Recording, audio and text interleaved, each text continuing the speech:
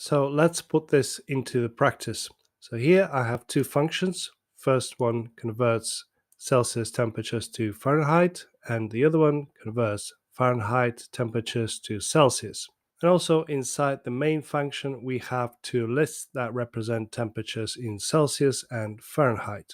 So if I want to perform a conversion using the regular functions, I would have to write something like this.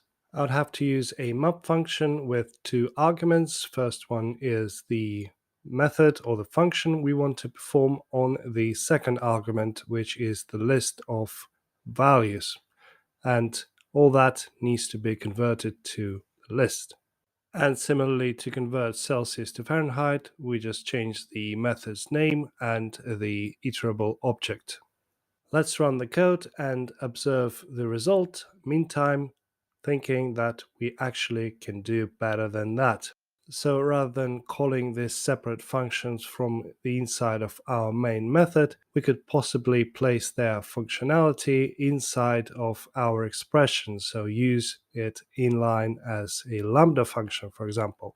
Or rather, strip this function and use its functionality inside of the inline Lambda expression. So once we've copied these two expressions, we can start changing them. So instead of this function, we can put the Lambda keyword and then the argument that this anonymous function takes. In this case, let's call it T for temperature. So T is the variable that represents the argument that this Lambda function takes. And after the colon, we specify the expression from this Celsius to Fahrenheit function. And we need to replace temp to T, of course, because T is now the variable that Lambda function will pass into this expression.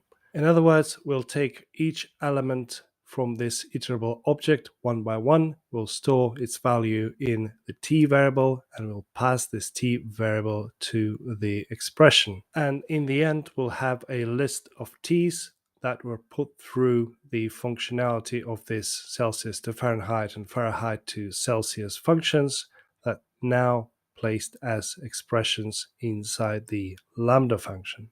If we'll run the code, the result will be exactly the same, but Lambda is a very powerful concept that can be applied not only to these simple functions, but to more complex expressions.